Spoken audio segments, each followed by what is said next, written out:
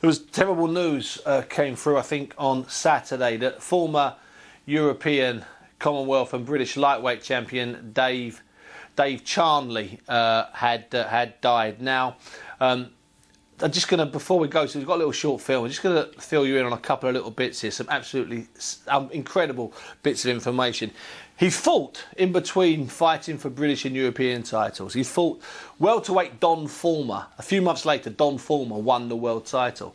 He fought Carlos Ortiz. A few months later, Carlos Ortiz won the world welterweight title, then later went on to win the world lightweight title. He twice, when he was the British lightweight champion, stepped up 9 pounds and fought the current British welterweight champions. One he stopped, Peter Waterman, and the other one, Brian Curvis, he lost on points to. And in his very last fight he lost, he got stopped by Emil Griffiths, who at the time was a brilliant, not just a brilliant fighter, but was the current world welterweight champion. And in his 2 world title fights, the first he got stopped on a cut, I think back in about 1959, against Joe Old Bones Brown out in Houston, Texas. But then there was a rematch made here. Jack Solomon's put it on at Earls Court, 18,000 indoors, which I think possibly was a record up until that point for an indoor attendance. Now, the most amazing thing about this fight, that the sole arbiter, the sole person in charge of giving out the decision, was a referee called Tommy Little.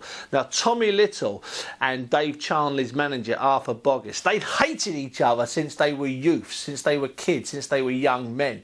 And yet somehow this guy, Tommy Little, was in charge of what was the biggest fight of Dave Charnley's life. Anyway, everyone says, and this is Mickey Duff I'm talking about, and dozens of other people, they thought that Charnley had won by 4 or 5 rounds. When it came to the end of the fight, Boggess's nemesis, Tommy Little, he raised Joe Brown's hands. Joe Brown was even surprised. Anyway, Dave Charnley died last week, but here's a little tribute. Let's go over to Harry Carpenter.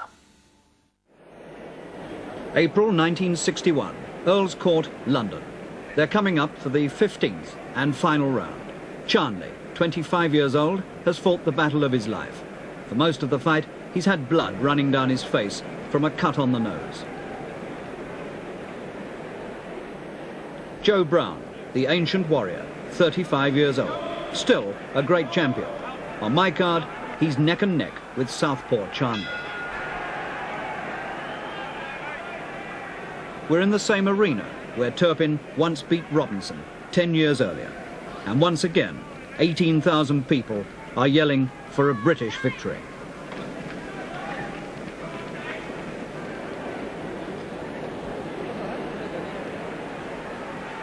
We've seen 3 distinct phases. Charnley on top in the early rounds, then the middle period dominated by Brown. Now Charnley is finishing faster and stronger.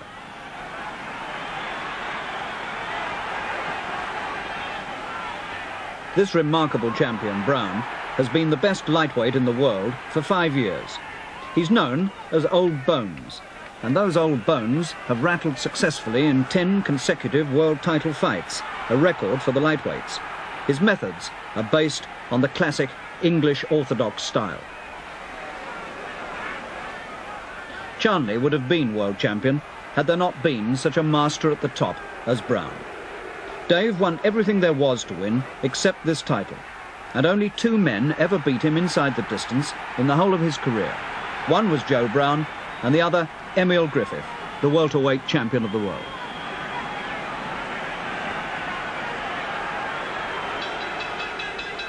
Referee Tommy Little lifts Brown's arm at the finish. Old Bones has done it again, but there's quite a bit of booing. My card actually showed Charnley the winner by 1/4 of a point. I don't know how Tommy Little scored it. They didn't announce the ref's score in those days.